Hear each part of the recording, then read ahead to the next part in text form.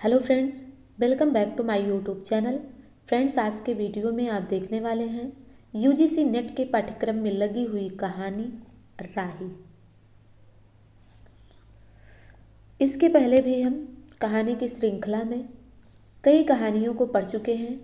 आज हम राही कहानी को पढ़ेंगे, जो कि लिखा है सुभद्रा कुमारी चौहान ने।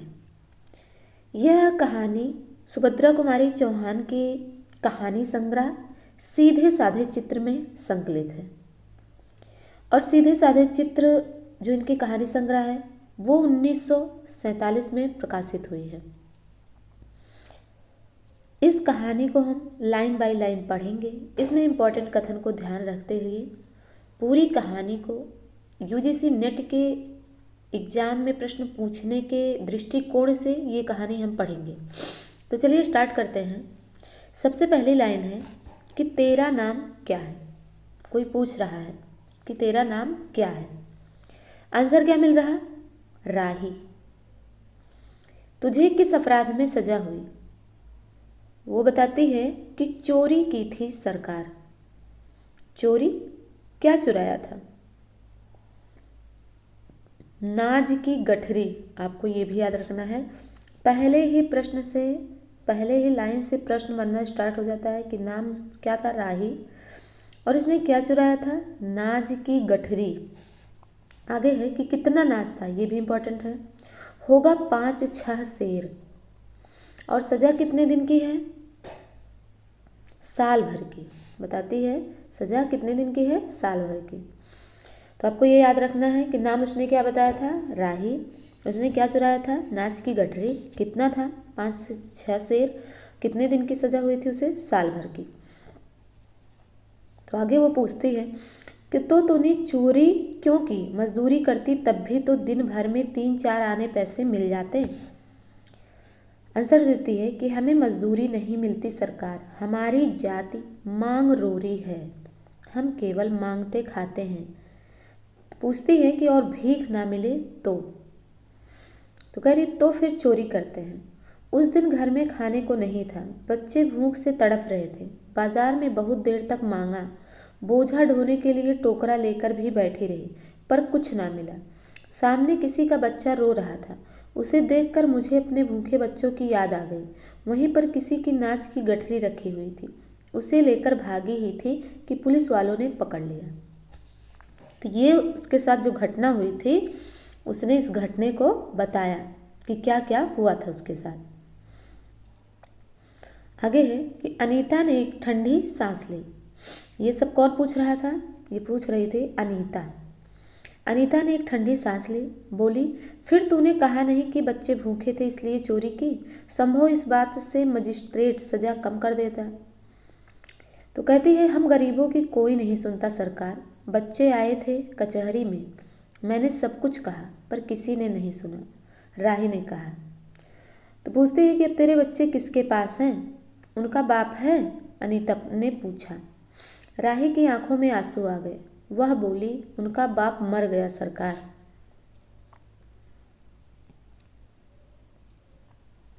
जेल में उसे मारा था और वहीं अस्पताल में वह मर गया। अब बच्चों का कोई नहीं है। तो तेरे बच्चों का बाप भी जेल में ही मरा? वह क्यों जेल आया था? अनीता ने प्रश्न किया। तो बताते हैं कि उसे तो बिना कसूर के ही पकड़ लिया था सरकार। राही ने कहा ताड़ी पीने को गया था, 2-4 दोस्त भाई उसके साथ थे। मेरे घर वाले का एक वक्त पुलिस वाले से झगड़ा हो गया था, उसी का बदला उसने लिया। 109 में उसका चालान करके साल भर की सजा दिला दी, वहीं वह मर गया। ये बताती है राही अपने पति के विषय में। तो यहाँ से भी प्रश्न बन सकता है कि राही का पति कहाँ गया था जब उसे पुलिस ने पकड़ा था? ताड़ी पीने गया था।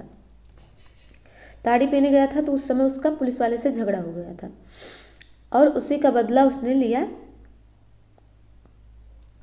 109 में उसका चालान कर दिया। आपको धारा भी याद रखना है कि धारा 109 में राही के पति का चालान किया गया था।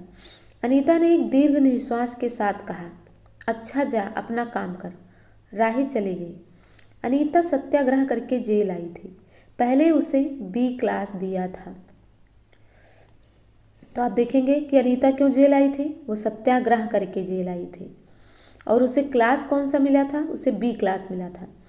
फिर उसके घर वालों ने लिखा पढ़ी करके उसे ए क्लास दिलवा दिया। देखिए जेल में भी ए क्लास बी क्लास के लिए प्रयास हो रहा। आगे है कि अनीता के सामने आज एक प्रश्न था। वह सोच रही थी कि देश की दरिद्रता और इन निरीह गरीबों के कष्ट को दूर करने का कोई उपाय नहीं है। हम सभी परमात्मा की संतान हैं, एक ही देश के निवासी।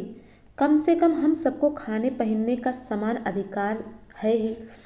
फिर यह क्या बात है कि कुछ लोग तो बहुत आराम से रहते हैं और कुछ लोग पेट के अन्न के लिए चोरी करते हैं। उसके बाद विचारक की अदूरदर्शिता के कारण या सरकारी वकील के चातुर्यपूर्ण चिरह के कारण छोटे छोटे बच्चों की माताएं जेल भेज दी जाती हैं। उनके बच्चे भूखों मरने के लिए छोड़ दिए जाते हैं। एक ओर तो यह कैदी है जो जेल आकर सचमुच जेल जीवन के कष्ट उठाती है, और दूसरी ओर है हम लोग जो अपनी देशभक्ति और त्याग का ढिढोरा पीटते हुए जेल आते हैं। ये सब कौन सोच रहा है? अनीता सोच रही है कि हम क्यों जेल आते हैं? देशभक्ति दिखाने के लिए कि हमसे बड़ा देशभक्त कोई नहीं है। हमें आमतौर से दूसरे कैदियों के मुकाबले में अच्छा बर्ताव मिलता है, फिर भी हमें संतोष नहीं होता। हम जेल आकर ए और बी क्लास के लिए झगड़ते हैं। जेल आकर ही हम कौन सा बड़ा त्याग कर देते हैं। जेल में हमें कौन सा कष्ट रहता है, सिवाय इसके कि हमारे माथे पर नेतृत्व की सील लग जाती है। हम बड़े अभिमान से कहते हैं कि यह हमारी चौथी जेल यात्रा है, यह हमारी 5वीं जेल यात्रा है, और अपनी जेल यात्रा के किस्से बार बार सुनाकर आत्मगौरव अनुभव करते हैं। तात्पर्य यह है कि हम जितने बार जेल जा चुके होते हैं उतनी ही सीढ़ी हम देशभक्ति और त्याग से दूसरों से ऊपर उठ जाते हैं, और इसके बल पर जेल से छूटने के बाद कांग्रेस को राजकीय सत्ता मिलते ही हम मिनिस्टर, स्थानिक संस्थाओं के मेंबर और क्या क्या हो जाते हैं। तो इसमें आप देखेंगे कि अनीता क्या सोच रही है कि हम किस लिए जेल आए हैं। एक तो कैसे जेल आ गई है, क्योंकि उसने अपने बच्चों के लिए थोड़ा सा 5-6 सेर अनाज का चोरी कर लिया था, इसलिए वो जेल आई है। उसकी मजबूरी थी चोरी करना। लेकिन हम लोग किस लिए आए हैं? अपने देशभक्ति और त्याग का ढिढोरा पीटने के लिए। और जब हम जेल आते हैं तो ये हमारी क्या हो जाती है? जेल यात्रा, जिसके आधार पर कांग्रेस जैसे जो राजकीय सत्ता है या राज्य सत्ता है, आप समझ सकते हैं कि उसमें हमें कोई मिनिस्ट्री का पद, कोई मेंबर, ये सब बना दिया जाता है। तो आपको ध्यान देना है कि इसमें किस पार्टी की बात की गई है, तो कांग्रेस। आगे है कि अनीता सोच रही थी कि कल तक जो खद्दर भी ना पहनते थे, बात बात पर कांग्रेस का मजाक उड़ाते थे, कांग्रेस के हाथों में थोड़ी शक्ति आते ही वे कांग्रेस भक्त बन गए, खद्दर पहनने लगे, यहाँ तक कि जेल में भी दिखाई पड़ने लगे। वास्तव में यह देशभक्ति है या सत्ता भक्ति? आपको ये भी देखने को मिलेगा कि ये सब क्या है, ये सब देशभक्ति है या सत्ता भक्ति। तो अब ऑफ कोर्स ये सत्ता भक्ति है।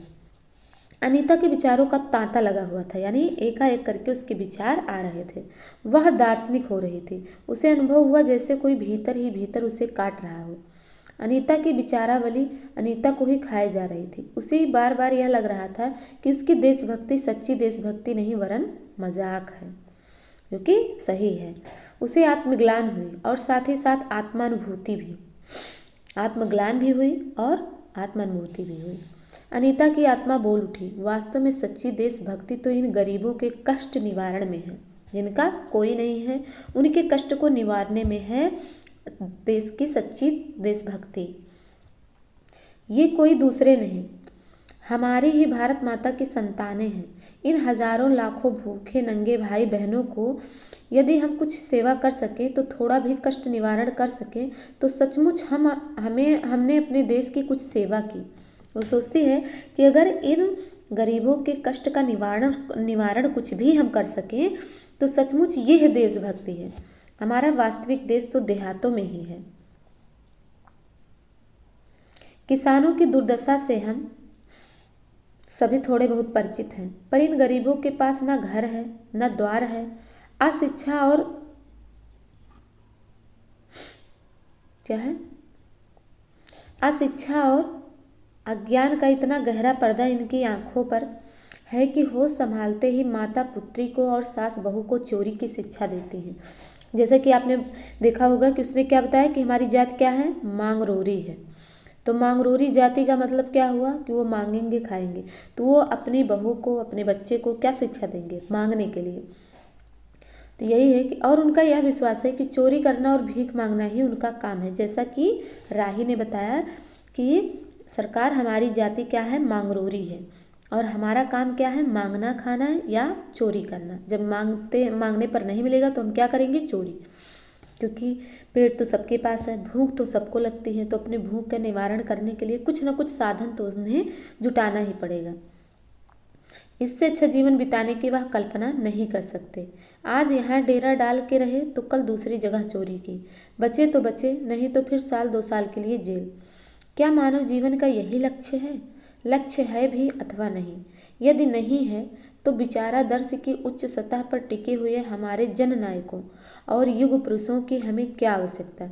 इतिहास, धर्म, दर्शन, ज्ञान विज्ञान का कोई अर्थ नहीं होता, पर जीवन का लक्ष्य है, अवश्य है। संसार की मृग मरीचिका में हम लक्ष्य को भूल जाते हैं। सतह के ऊपर तक पहुंच पाने वाले कुछ एक महान आत्माओं को छोड़कर सारा जन समुदाय संसार में अपने को खोया हुआ पाता है।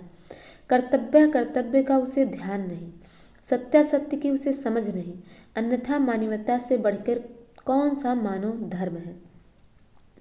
पतित मानवता को जीवन दान देने की अपेक्षा भी कोई महत्वपूर्ण है, ऐसा वो सोचती है। राही जैसी भोली भाली किंतु गुमराह आत्माओं के कल्याण की साधना जीवन की साधना होनी चाहिए। सत्याग्रह की यह प्रथम प्रतिज्ञा क्यों ना हो, देशभक्ति का यही मापदंड क्यों ना बने। अनीता दिन भर इन्हीं विचारों में डूबी रही। शाम को भी वह इसी प्रकार कुछ सोचते सोचते सो गई। रात में उसने सपना देखा कि जेल से छूटकर वह इन्हीं मांगरोरी लोगों के गांव में पहुंच गई है। वहां उसने एक छोटा सा आश्रम खोल दिया है। उसी आश्रम में एक तरफ छोटे छोटे बच्चे पढ़ते हैं और स्त्रियां सूत काटती हैं, दूसरी तरफ मर्द कपड़ा बुनते हैं और रुई धुनकते हैं। शाम को रोज उन्हें धार्मिक पुस्तकें पढ़कर सुनाई जाती हैं और देश में कहाँ क्या हो रहा है यह सरल भाषा में समझाया जाता है। वही भीख मांगने और चोरी करने वाले आदर्श ग्रामवासी हो चले हैं। रहने के लिए उन्हें छोटे छोटे घर बना लिए हैं। राही के अनाथ बच्चों को अनीता अपने साथ रखने लगी है। अनीता यही सुख स्वप्न देख रही थी। रात में वह देर से सोई थी। सुबह 7 बजे तक उसकी नींद ना खुल पाई। अचानक स्त्री जेलर ने आकर उसे जगा दिया और बोली, आप घर जाने के लिए तैयार हो जाइए, आपके पिता बीमार हैं। ये भी आपको याद रखना है। आप बिना शर्त छोड़ी जा रही हैं। अनीता अपने स्वप्न को सच्चाई में परिवर्तित करने की मधुर कल्पना लेकर घर चली गई। तो आप देख रहे हैं कि क्या हुआ कि जब अनीता जो है राही के बारे में सोचती है, उसकी पूरी कंडीशन के बारे में जानती है, तो इनके विषय में सोचती है और सोचती है जब रात में सो जाती है, सपना देखती है कि इन्हीं मांगरोरी लोगों के बीच वो पहुंच चुकी है और इनके लिए उसने आश्रम खोल दिया है जहाँ बच्चों को पढ़ाया जा रहा है। स्त्रियाँ सूत काट रही हैं और उस सूत का जो मर्द लोग हैं वो कपड़ा बना रहे हैं।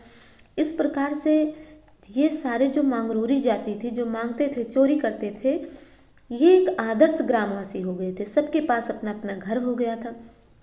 ये अभी एग्जाम की दृष्टि से ये भी पैराग्राफ बहुत इम्पोर्टेंट है। और अनीता कैसे छोड़ी गई थी? बिना शर्त के छोड़ी गई थी क्योंकि उनके पिता बीमार थे। तो इस प्रकार से ये कहानी यहीं पर समाप्त होती है। जो भी प्रश्न बनने वाले पैराग्राफ से लग रहे थे वो सभी हमने बता दिए हैं। अगर आपको इससे संबंधित कोई क्वेरी हो तो आप हमें कमेंट करके पूछ सकते हैं। वीडियो को देखने के लिए थैंक यू।